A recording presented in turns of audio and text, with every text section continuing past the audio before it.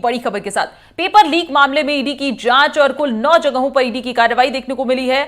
खबर यह है कि डूंगरपुर में कांग्रेस नेता दिनेश खोड़निया के आवास पर यह कार्रवाई हुई है। आरएलपी महिला मोर्चा अध्यक्ष स्पर्धा चौधरी के घर पर भी रेड। तो इस वक्त की बड़ी खबर हम आपको अब तक पहुंचा रहे हैं। पेपर लीक मामले में ईडी की जांच और कुल 9 जगहों पर ईडी की कार्रवाई। खबर यह है कि डूंगरपुर में कांग्रेस नेता दिनेश खोड़निया के आवास पर कार्रवाई हुई है और आरएलपी महिला मोर्चा अध्यक्ष स्पर्धा चौधरी के घर पर भी रेड।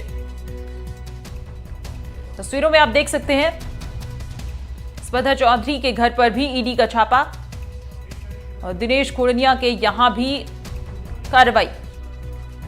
कांग्रेस नेता दिनेश खोड़निया और अशोक जैन के घर पर भी ये कार्रवाई। राजस्थान में 9 जगहों पर ईडी की कार्रवाई। पेपर लीक मामले में ईडी की जांच। और हमारे सहयोगी नीरज शर्मा हमारे साथ खबर पर और अपडेट लिए जुड़ गए हैं। नीरज, हमें पूरा मामला समझाएं एक बार और कहां तक पहुंची है ये कार्रवाई? देखिए, ईडी ने जयपुर, जोधपुर और डूंगरपुर में सुनीता 9 जगह पर छापेमारी की है और ये सभी या तो घर हैं या फिर ऑफिस हैं दिनेश खोड़निया के, स्पर्धा चौधरी के और अशोक जैन के। जो स्पर्धा चौधरी हैं, पेपर लीक मामले में जो पता चल रहा है सुरेश ढाका, उसकी गर्लफ्रेंड जो है वो स्पर्धा चौधरी हैं। इसके साथ ही दिनेश खोड़निया जो हैं ये काफी करीबी हैं सीएम अशोक गहलोत के और पूर्व में अगर बात करें तो राज्य मेला प्राधिकरण के अध्यक्ष रह चुके हैं, साथ ही डूंगरपुर के जिला अध्यक्ष भी रह चुके हैं कांग्रेस पार्टी के। तो काफी सारे कांग्रेस से जुड़े हुए नेता और उनके जो सहयोगी हैं उनके ठिकानों पर ये छापेमारी की गई है और चुनाव से ठीक पहले ये कार्रवाई हुई है। आज ईडी की टीम जो है सुबह इनके घरों पर और दफ्तरों पर पहुंची और एक साथ ये छापेमारी की। अशोक जैन जो जैन है ये भी खोड़निया के रिश्तेदार बताए जाते हैं। इसके साथ ही आरपीएससी के सदस्य जो हैं बाबूलाल कटारा और मास्टरमाइंड भूपेंद्र कारण, इनको पिछले दिनों ईडी ने जो पूछताछ के लिए रिमांड पर लिया था तो काफी सारी जानकारी ईडी ने जुटा ली है। बाबूलाल कटारा से पिछले दिनों हुई पूछताछ के बाद में ये क्रॉस एग्जामिन भी किया गया था। उसके बाद में पूरी डिटेल लेने के बाद में ये छापेमारी की कार्रवाई की है। सीधे तौर पर ये पता लगाने में ईडी इसके साथ जुटी है कि आखिर इनके पीछे कौन कौन लोग हैं जो कि पेपर लीक में शामिल रहे हैं। निश्चित तौर पर चुनावी दौर के अंदर ये कार्रवाई जो है एक बड़ा मैसेज दे सकती है ईडी की और कहीं ना कहीं शिकंजा कसने की तैयारी जो है वो की जा रही है। सीआरपीएफ के जवान भी तैनात किए गए इनके घरों पर और दफ्तरों पर, यानी कि पूरी तरीके से शिकंजा कसने की तैयारी जो है वो की जा रही है। तो निश्चित ये माना जा रहा है कि अब जो मुसीबत है इन अधिकारियों की बढ़ सकती है। बैंक डिटेल, बैंक के जो अकाउंट है उनकी पूरी तफ्तीश की गई है, कॉन्टैक्ट ट्रेसिंग की गई है, कुछ लैपटॉप और कुछ दस्तावेज लेने की बात जो है वो ईडी के सामने आ रही है। इसके साथ ही जयपुर के सिविल लाइन जो इलाका है यहाँ पर भी कई वरिष्ठ नेताओं के संपर्क की जानकारी ईडी को मिल रही है। गुजरात और दिल्ली जो है ईडी की टीम उसको जयपुर में छापेमारी के लिए भेजा गया है और निश्चित रूप से जयपुर के अंदर भी कार्रवाई चल रही है। जोधपुर के अंदर भी कुछ सुराग जो है वो जुटाए जा रहे हैं और तमाम जगह पर एक साथ जो कार्रवाई है ये करने की कोशिश है। कटारा और कारण जो है उनसे मिले सबूत ईडी के पास बताए जा रहे हैं और उसी पर इस कार्रवाई को अंजाम दिया जा रहा है। जी, और नीरज, क्योंकि गहलोत के जो करीबी हैं उन्हीं के यहाँ पर ये जो कार्रवाई है देखने को मिल रही है, ऐसे में कांग्रेस जो है वो उसकी मुश्किलें किस कदर बढ़ जाएंगी या कैसे देखती है इस मामले को? देखिए, चूंकि चुनाव का दौर चल रहा है और टिकट वितरण का दौर चल रहा है, ऐसे टाइम में जबकि पूरा फोकस जो है वो चुनावी मंथन पर होना चाहिए, टिकट वितरण पर होना चाहिए और बीजेपी अभी इस वक्त जो है वो पूरी तरह से घुरी हुई है क्योंकि लगातार जो विवाद है वो 41 की सूची आने के बाद है। ऐसे टाइम में पूरी तरीके से इस मामले से कांग्रेस का ध्यान जो है वो डाइवर्ट होना लाजमी यहाँ बनता है और निश्चित तौर पर अब कहीं ना कहीं बचाव के अंदर कांग्रेस के नेता जो है उतरेंगे। लेकिन सीएम अशोक गहलोत ये स्पष्ट अपनी ओर से कर चुके हैं, जो लोग हर गलती जो है वो कीमत मांगती है, यानी कि जिन लोगों ने गलती की है तो निश्चित रूप से उन पर कार्रवाई होनी चाहिए। लेकिन अननेसेसरी जहां चुनाव होते हैं उन चुनावी राज्यों के अंदर इस प्रकार की कार्रवाई को लेकर के भी उन्होंने पिछले दिनों सवाल खड़े किए।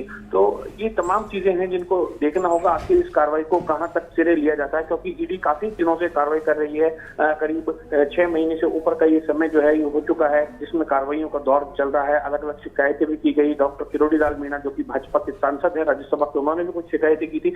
उसके आधार पर भी ईडी की ओर से कार्रवाई पिछले दिनों की गई थी और और अब ये एक और जो मामला है ये दिनेश कोडानिया का और अशोक जैन का, स्पर्धा चौधरी का सामने आया। स्पर्धा चौधरी गर्लफ्रेंड है सुरेश ढाका की, तो उनसे क्या जानकारी और सबूत निकल के सामने आते हैं और वो कोर्ट में कितना टिक पाते हैं, ये सारी चीजें जो है ये देखने वाली बात है। सुनीता जी, और नीरज एक बार हमें पेपर लीक मामले के बारे में भी बताएं कि क्या है ये पेपर लीक मामला और इसके बारे में थोड़ा सा हमारे दर्शकों को समझाएं।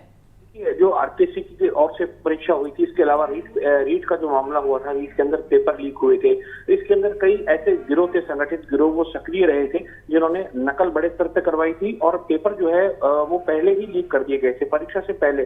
तो करीब 26 से 27 लाख जो बच्चे हैं वो परीक्षा दे रहे थे, जो कि टीचर शिक्षक भर्ती परीक्षा जो होती है रीट की। और उसी दौरान अलग अलग मामले फर्स्ट और सेकेंड लेवल जो पेपर परीक्षा के थे उनको लेकर के सामने आए। कहीं नकल चीटिंग हुई, कहीं ब्लूटूथ के जरिए नकल की गई, कहीं चप्पलों के अंदर ब्लूटूथ मिले, तो इस तरह के मामले सामने आए। जालोर सिरोही क्षेत्र के अंदर, बीकानेर क्षेत्र के अंदर प्रदेश भर से ऐसे मामले सामने आए और मुकदमे भी दर्ज हुए।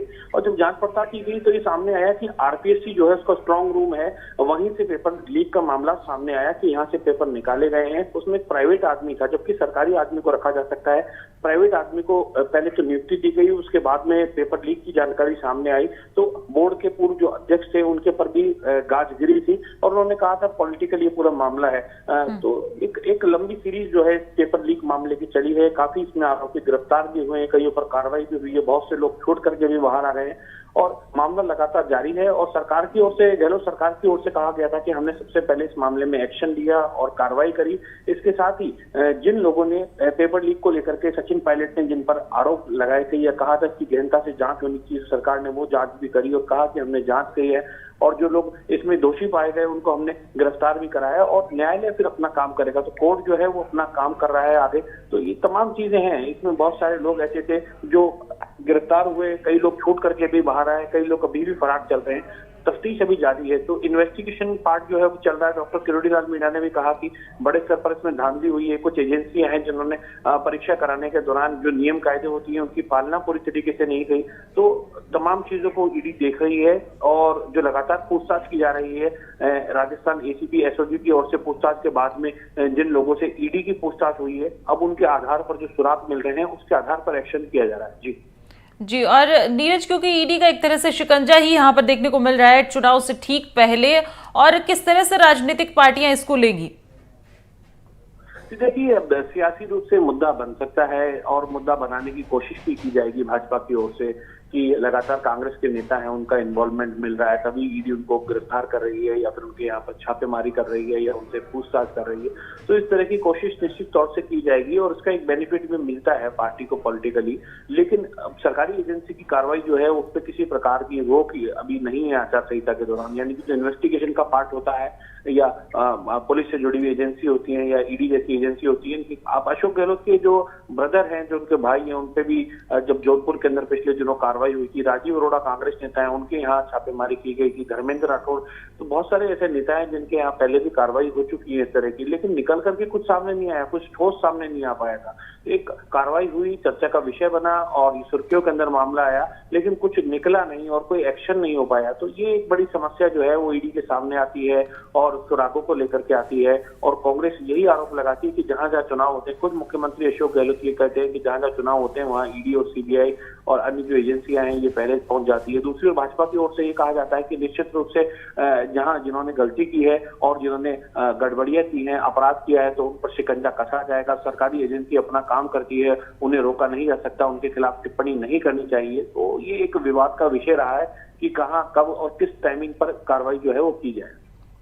जी, शुक्रिया नीरज तमाम जानकारियों के लिए। तो ईडी की लगातार कार्रवाई देखने को मिली है। राजस्थान में 9 जगहों पर छापेमारी हुई है जिसमें तमाम जो कुछ बड़े नेता हैं वो भी शामिल हैं, उनके यहाँ भी कार्रवाई हुई।